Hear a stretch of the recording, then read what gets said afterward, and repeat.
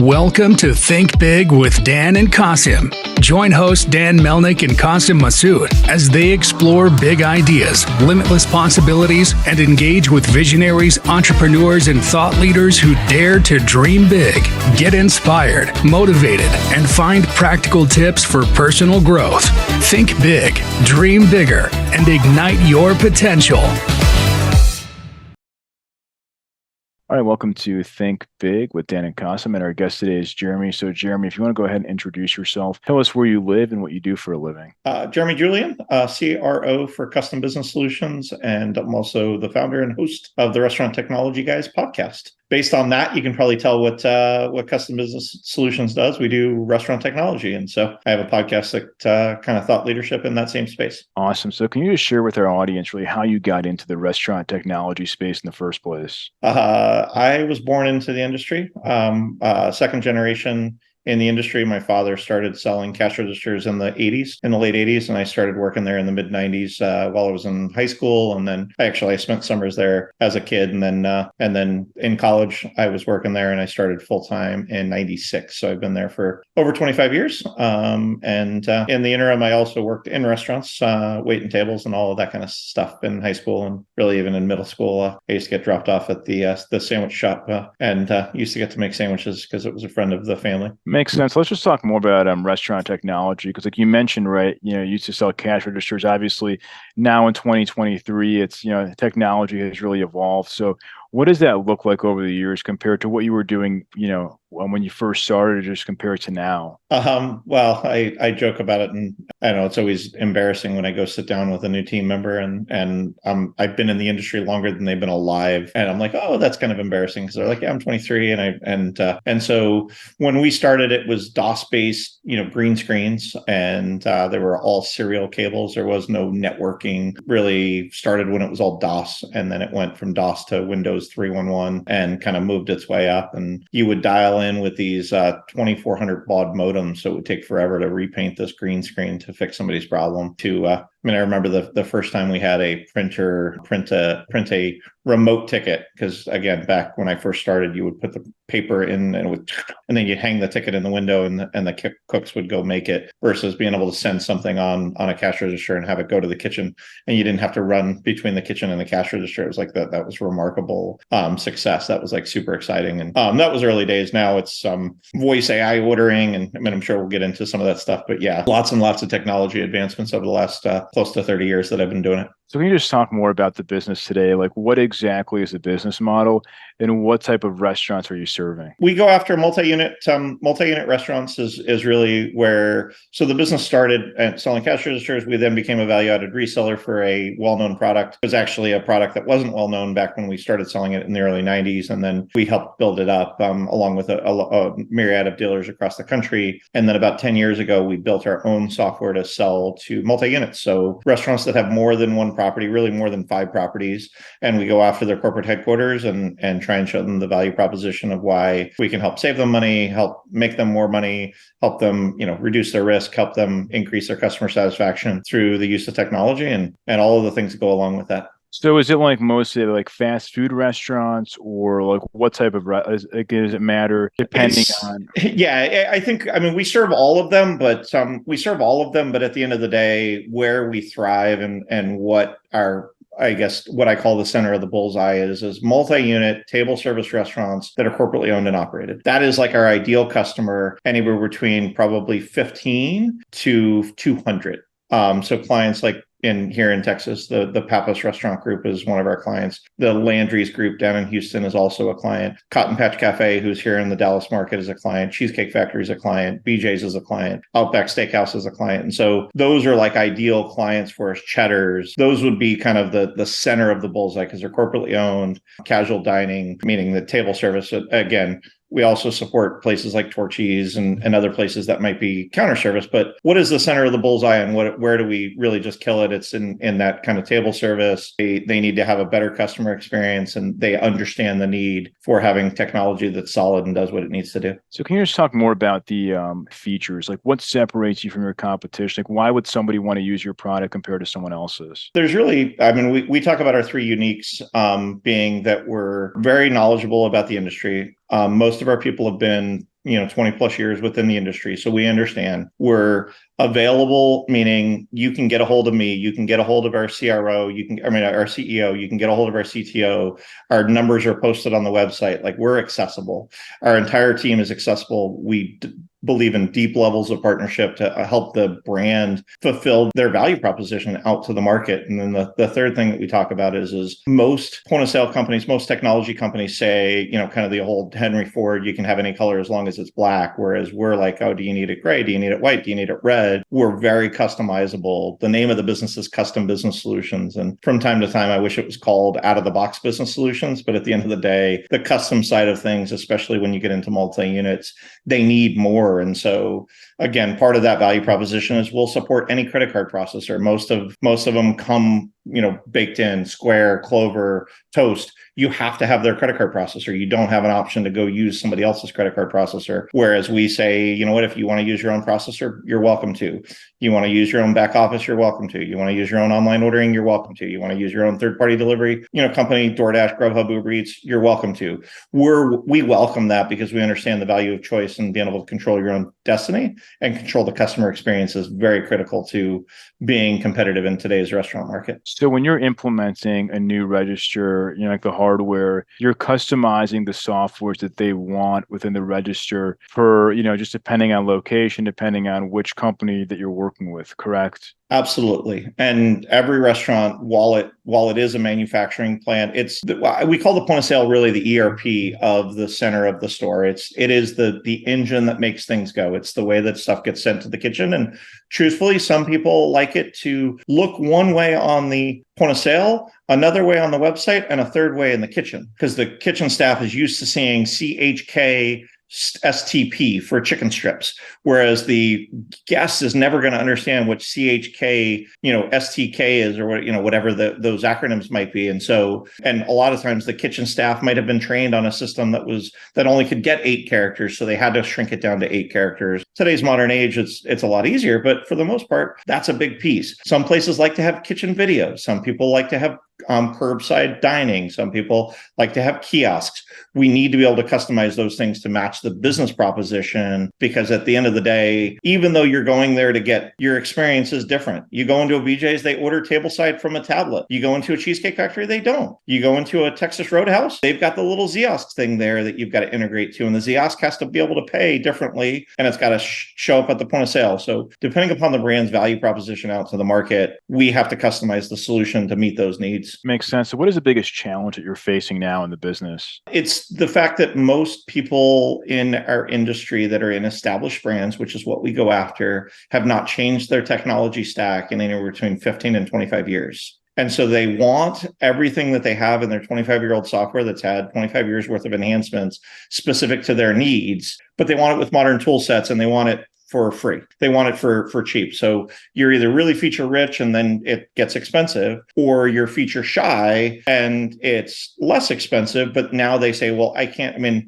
local brand that we're working with has only got 11 units, local brand here in Dallas, but they absolutely said, we will not move forward unless you can integrate with our HRIS system, because the lady that runs payroll can't do her job unless the HRIS system, that is a one-off HRIS system based here, will support it, they want to change the point of sale, but it needs to integrate with the HRIS system. So now we're 6 months past where we need to be, because she needs her HRIS system integration. And I don't blame her, because she's gotten used to working with it being that way. But that's really the biggest challenge to scaling, especially when you get to these enterprises. They're not willing to take less than what they have today, which includes, our average installation has 8 integrations. So we're integrated with 8 different platforms, to DoorDash, to Uber Eats, to Olo, to a kiosk manufacturing, to a digital menu board company, to an HR system, to a payroll system. So they've got 8 different integrations. And so we have to check all of those boxes before they're willing to move forward. Makes sense. So what is the role of AI when it comes to the software now in 2023? It has not hit our market. I would say that restaurants and retail are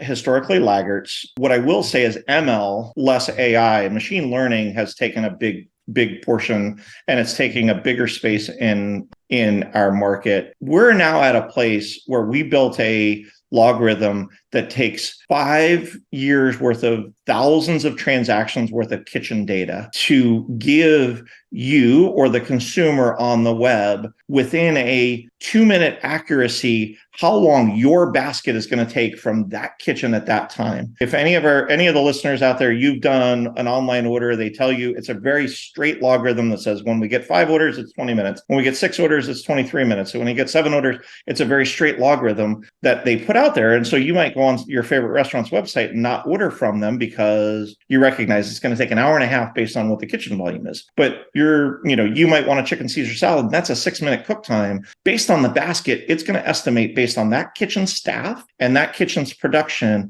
that it really is only going to take 6 minutes for that chicken Caesar salad. And they might be able to increase that order, not only the order quoting accuracy, which increases guest satisfaction, but it also creates an ability to have significant more throughput. The flip side of that is with that data, machine learning data, you'll be able to turn off the kitchen or throttle down the kitchen that says, hey, Dan's going to order this food. I need to give him a longer lead time so that he's not disappointed, so he doesn't show up and he's sitting in the lobby waiting for 20 minutes for his food. Makes sense. So what is your strategy now to acquire new customers? Obviously, you've been in the business for a long time, but how do you get in front of more people? 90%. I mean, the restaurant vertical is the second largest employer in the United States. And at the same point, so there's, estimated 650,000 restaurants in the United States. That number spans anywhere from 600,000 to 700,000, but still, it's a lot of restaurants. And at the same time, everybody knows everyone. And so 90% of our opportunities come through referral. Take care of your existing client, especially in the casual dining upscale market. Everybody knows everybody.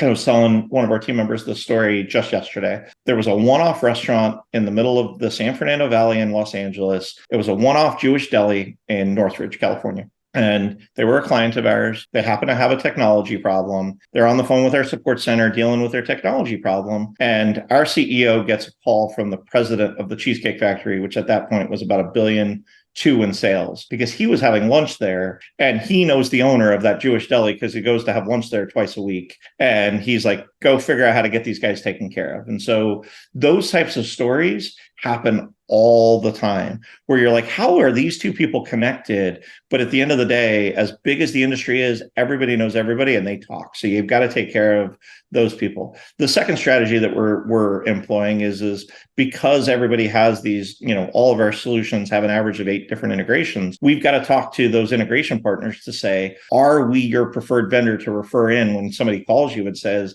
hey, I'm looking to replace my point of sale? Because if we're not going to get that lead and ultimately not get that sale. Makes sense. So in terms of these connections, do you guys have lots of conferences that you attend? How do you nurture these connections and I guess re-engage with the people? Because it's one thing to know lots of people, but I feel like often when you know lots of people, you can just forget about this person or that person. So how do you really make sure that the people that that you're keeping, top of mind so that when they do need your solution, that they're thinking of you? So there's a 3-part strategy that we've implemented over the last number of years. We've got the critical trade shows. So as silly as it may be, still people want to see people face to face. And there's a few big trade shows that everybody goes to. If you don't go to this one, you go to that one. If you don't go to that one, you go to this one. And so we try and make sure that we're at those 4 to 5 trade shows that all of those people are at, so that at a minimum, we're in front of them, we're stopping, saying hello, connecting them and solving a problem for them that they might not even know that they have by connecting them to somebody else.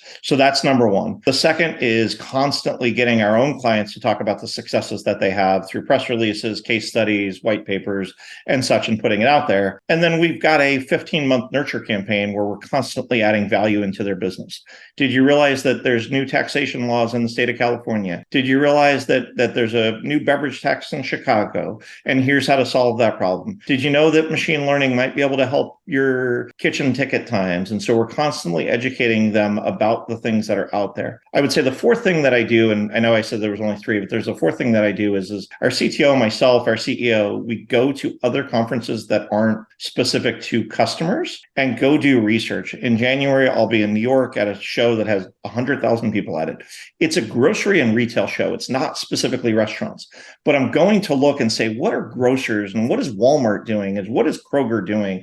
And what is Whole Foods doing? So that I can take that technology and bring it back to the restaurants. I sat with one of our brands with our CEO and said, what's your biggest problem? And they told me about food accuracy. 75% of their complaints came from food accuracy.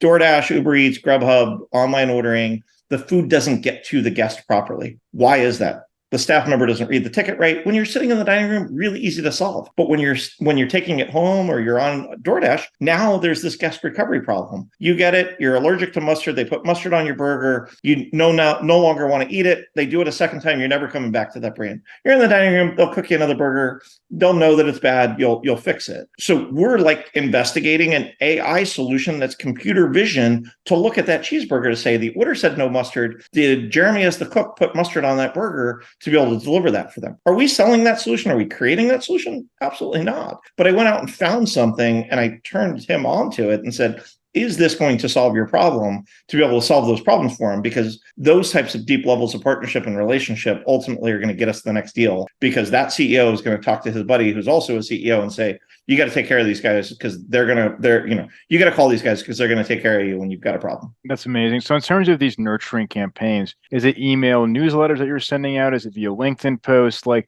how do you really nurture your prospects? I have a philosophy, and it goes back to Donald Miller in the Story Brand Framework. I don't know if you're familiar with it, but Donald Miller, he wrote a book called Building a Story Brand, and he has a whole framework, but it's like the customer is the hero of the story. And so you've got to continue to be adding value to them. You're the guide. You're the Yoda to their Luke Skywalker. And so our job is to be the guide to help that person that's receiving that email so that they don't turn it off. And then after you've delivered enough value, which is typically 3 to 4 messages about the value, then you ask for an appointment. So it's value, value, value, sell, value, value, value, engage, value, value, value, engage, and getting data that's relevant to them and automating that process so that it's hitting you on a regular basis so that you know, because the buying cycles for POS are 7 to 10 years at the earliest. And so you're not buying point of sale every year. You're not buying, it's no different than buying a house or buying a car. There's certain sales cycles that are going to continue to happen. So we've got to be top of mind when things go down, when their current provider goes out of business, when their current provider gets acquired. We've got to be their top of mind that they say, oh, I look like that guy and I've got a problem that's big enough for me to pick up the phone and call them. And that's our desire to do that. Those same messages that go out to those people. And then the other thing that we talked about is press releases and case studies. Those do get shared by our leadership team on social, and primarily LinkedIn is where we do those things. But it's amazing. Again, you post something on LinkedIn, you're connected to these people. They're like, oh, I look just like this brand. We should talk because I've got a problem here. So what's the pricing structure for the system? Is it like a monthly subscription that they're paying at for the implementation, or what does that look like?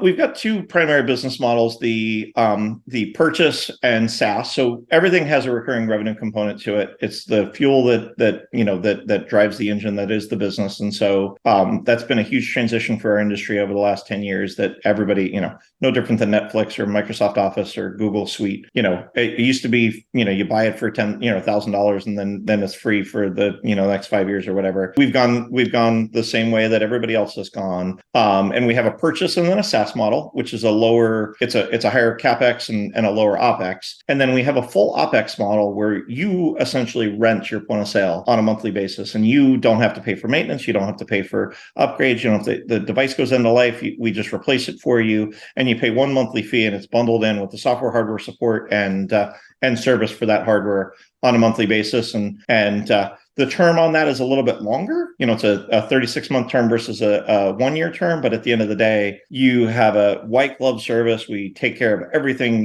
You can focus on making the best burgers in the world while we focus on building the best point of sale in the world. Makes sense. So just on average, what is your current monthly revenue, and what are you looking to get to in 2024? Our ARPU numbers, annual revenue per unit, our monthly revenue per unit is around $240 is what our average is today. Our goal is to get up to $400 per unit in revenue. One of our big competitors that's publicly traded is somewhere in the $1,500 to $1,700 per month, but they also bundle in credit cards, and they're bundling that into their number. And so, but our goal, honestly, it has to deliver value. It's not just about a number. It's about how much value are we driving, and how long are we keeping those customers? Because lifetime value, whether I'm charging you $200 a month, $300 a month, $500 a month, it doesn't matter if I'm not delivering value back to you. My goal is that they should want to continue to buy the system over and over again, because we're delivering so much value that they would be remiss if it went away. What would you say is like the biggest obstacle preventing you from getting to that 400 ARPU goal? Just them adopting the services. The buying cycles for all of the things that we provide are not the same. The online ordering provider, the credit card provider, the point of sale provider,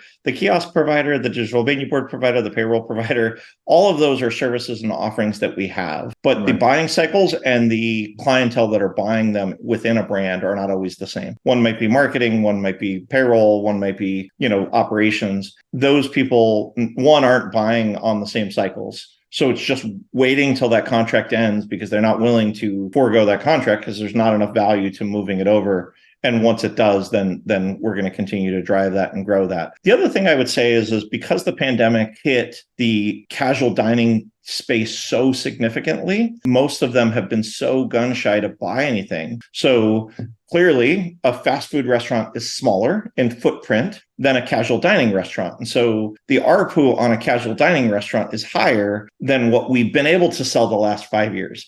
Most people in the casual dining space haven't been spending a whole lot of money because of the pandemic and kind of the way the world was. Now they're finally starting to open those pocketbooks up to be able to buy things. But unfortunately, just the scale and the adoption curve is less, not even less. It's just not as accelerated, because we've had a few years of selling into the quick service space, where the quick service or counter service space, whereas the table service space has been slightly, I guess, less open to investment as of now. Makes sense. And just to wrap, so what would you say is the one biggest piece of advice that you wish you knew before you started your career? I mean, and it sounds a bit cliche, but I think the people that you meet on the way up are the same people that you're going to meet on the way down. At the end of the day, you're gonna end up seeing those same people. And so be humble, work hard, continue to learn every day, continue to grow. Now in my mid 40s, I recognize how ignorant I was in my mid 20s, and how I thought I had it all figured out, and how much more I figured out as I've grown and had more,